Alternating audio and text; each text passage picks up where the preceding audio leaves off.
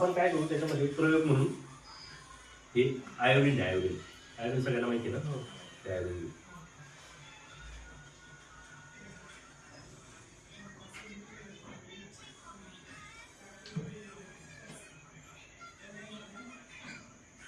म्हणजे काय झालं, शरीरामध्ये ऍसिड आलं एक प्रकारचं, बरोबर. आपली बॉडी ऍसिडिक आहे.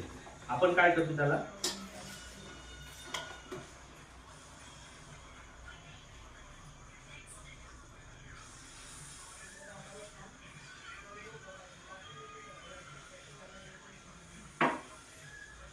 काय झालं, पाणी झालं, नॅचरल झालं.